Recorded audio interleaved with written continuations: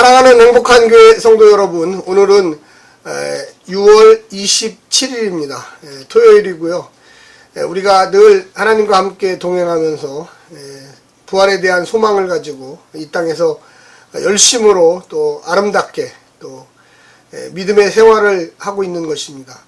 우리의 삶 하루하루가 또 주님과 동행하면서 천국에 대한 소망, 또한 이 땅에서 어떻게 살아야 할지를 고민하면서 또 의와 진리 대신 예수를 따라 마지막 날에 부활의 새로운 몸으로 변할 줄로 믿고 신앙생활을 하고 있습니다. 오늘 본문을 통하여 하나님의 큰 은혜를 나누기를 바랍니다. 오늘 매일 성경 본문은 고린도전서 15장 35절부터 49절의 말씀입니다. 먼저 성우들이 읽어주는 말씀을 듣고 다시 오겠습니다. 누가 묻기를 죽은 자들이 어떻게 다시 살아나며 어떠한 몸으로 오느냐 하리니, 어리석은 자여, 내가 뿌리는 씨가 죽지 않으면 살아나지 못하겠고, 또 내가 뿌리는 것은 장래 형체를 뿌리는 것이 아니요 다만 밀이나 다른 것의 알맹이 뿐이로되, 하나님이 그 뜻대로 그에게 형체를 주시되 각 종자에게 그 형체를 주시느니라. 육체는 다 같은 육체가 아니니, 하나는 사람의 육체요, 하나는 짐승의 육체요, 하나는 새의 육체요, 하나는 물고기의 육체라. 하늘에 속한 형체도 있고 땅에 속한 형체도 있으나, 하늘에 속한 것의 영광이 따로 있고 땅에 속한 것의 영광이 따로 있으니, 해의 영광이 다르고 달의 영광이 다르며 별의 영광도 다른데 별과 별의 영광이 다르도다. 죽은 자의 부활도 그와 같으니, 썩을 것으로 심고 썩지 아니할 것으로 다시 살아나며, 욕된 것으로 심고 영광스러운 것으로 다시 살아나며, 약한 것으로 심고 강한 것으로 다시 살아나며, 육의 몸으로 심고 신령한 몸으로 다시 살아나나니, 육의 몸이 있은즉 또 영의 몸도 있느니라. 기록된 바 첫사람 아담은 생령이 되었다 함과 같이 마지막 아담은 살려주는 영이 되었나니, 그러나 먼저는 신령한 사람이 아니요 육의 사람이요 그 다음에 신령한 사람이니라. 첫사람은 땅에서 났으니 흙에 속한 자이거니와 둘째 사람은 하늘에서 나셨느니라. 무릇 흙에 속한 자들은 저 흙에 속한 자와 같고, 무릇 하늘에 속한 자들은 저 하늘에 속한 이와 같으니, 우리가 흙에 속한 자의 형상을 입은 것 같이 또한 하늘에 속한 이의 형상을 입으리라. 오늘 본문에서는 이 35절에 어떻게 다시 살아나며 어떤 몸으로 오느냐, 이것을 이 고린도 교회 성도들이 이 사도 바울 선생님에게 질문을 했습니다. 그래서 그와 같은 것에 대한 이야기를 씨앗의 비유를 통해서 또 알려주면서 우리가 전혀 새로운 몸으로 알 수는 없습니다. 사실은 그렇게 본 사람이 없기 때문에. 그러나 예수님이 먼저 이 땅에서 부활하셨기 때문에 전혀 새로운 몸으로 부활할 것이다. 그래서 그와 같은 소망을 가지고 이 땅에 살아야 한다고 이야기하고 있습니다. 먼저 우리가 부활은 복음의 가장 중요한 핵심이라는 것을 여러분 깨달으시기를 부탁드립니다.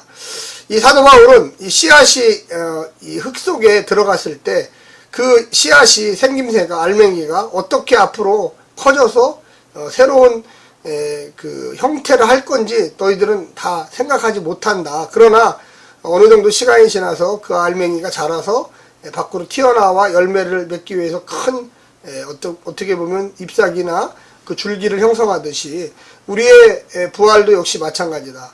부활에 대한 이 부정적인 생각을 가졌던 이 고린도 교회 성도들에게 우리의 몸이 일단은 죽고, 그리고 그 이후에 죽어서 썩어졌다가 다시 하나님이 우리를 예수님처럼 다시 부활시킬 거다. 그러나 지금과 같은 몸은 아니지만 역시 마찬가지로 어떤 새로운 형태의 그 몸으로 분명히 부활한다고 이야기하고 있습니다. 우리가 이 땅에 살면서 이 부활의 핵심은 주님이 하신다는 거죠. 하나님이 하신다는 것입니다. 부활은 하나님이 원하는 대로, 원하는 방식대로 성도들에게 주어진다고 이야기하고 있습니다. 우리가 먼저 죽어야 돼요. 그리고 새로운 몸으로 역시 탄생한다는 것입니다.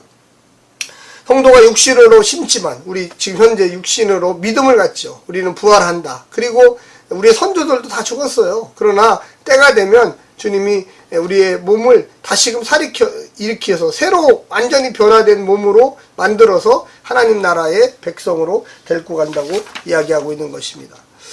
여기다 보면 42절에 심기운다는 현재 수동이고요. 살아납니다는 미래 수동으로 이렇게 이야기합니다. 미래에 그렇게 될 것이다 라는 것이죠. 성도는 하나님과 결합할 수 있는 새로운 존재가 된다고 오늘 49절에 분명히 이야기하고 있습니다. 그래서 우리가 영생을 얻는 존재, 우리가 아담은 처음에 영생을 얻는 존재로 창조는 됐어요. 그런데 범죄함으로 그가 죽음이라고 하는 육신이 썩어져서 다시 흙으로 돌아가라고 하는 그 명령을 받았죠. 그런데 예수님은 반대로 육신의 몸을 입고 이 땅에 오셨어요. 그런데 죽고 다시 부활함으로 영생함으로 새로운 몸으로 변해서 하나님 나라로 가게 됐습니다. 우리도 역시 마찬가지로 육신의 몸으로 그냥 태어났죠. 흙으로 돌아갈 몸으로 태어났죠. 그러나 우리가 예수를 믿음으로, 예수를 메시아로 영접함으로 하나님이 우리를 다시금 영생의 몸으로 부활시켜 줄 거를 믿고 있는 것입니다. 예수님처럼 말입니다. 우리가 창세기 2장 7절에 보면 주 하나님이 땅의 흙으로 사람을 지으시고 그의 코에 생명의 기운을 불어넣으시니 사람이 생명체가 되었다. 이런 이야기가 나옵니다.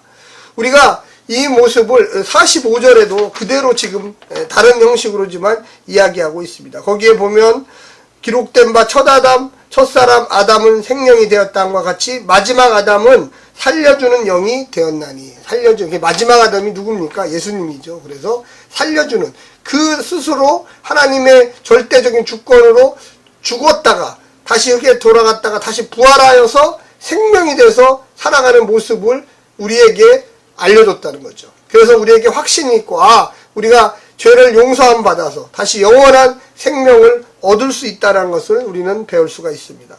뿐만 아니라 씨가 썩지 않으면 열매로 살 수 없듯이 육신은 죽어야 부활할 수가 있다는 것입니다. 땅에 심기우는 것은 미래의 몸이 아니라 알갱이가 불과하죠. 그러니까 우리가 무슨 조그마한 씨앗을 땅에 심었다 그래서 야 이게 나중에 커서 뭐가 될 거야, 이거는 경험을 해본 사람이 아는 거지. 사실은 전혀 이 조그마한 알갱이가 나중에 커서 100배 20배에 커져서 무언가가 된다는 것은 해보지 않은 사람은 알 수 없어요.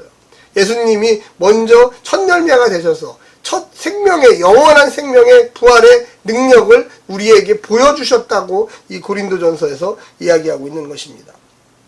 썩어 없어질 몸을 본 이 땅의 성도들은 부활 이후에 영광스러운 몸이 되어 영원히 지속될 몸을 상상하기가 사실은 어렵습니다. 저도 사실 상상하기 어려워요. 어떤 현상으로 그런 일이 일어날까. 그러나 우리가 예수 그리스도가 그렇게 되셨다는 그 모습을 보고 내가 믿는 거죠. 그게 바로 믿음이에요, 믿음. 그래서 내가 죽어도 흙으로 돌아가도 하나님이 나를 살리셔서, 주권적으로 살리셔서 새로운 예수님이 받았던 영원한 생명을 우리에게 주실 것이다. 그렇게 확신하는 것입니다. 사랑하는 우리 행복한 교회 성도 여러분, 또 이 영상을 보고 있는 많은 하나님의 백성 여러분, 우리가 부활의 신앙이 없다면 이 땅의 고난과 아픔 이런 것을 어떻게 견디겠습니까? 어렵지요. 또 어떨 참아야 되고 어떨 때는 참 마음에 새겨야 됩니다. 그러나 늘 기쁘고 즐거운 것은 그게 잠시라는 거예요. 영원이 아니라는 거죠. 우리가 예수님 쫓아서 우리가 죽어도 영원한 하나님 나라의 새로운 몸을 입고 갈 수 있다는 그런 믿음과 확신을 가지시기를 간절히 부탁드립니다. 오늘 하루도 승리하십시오. 샬롬.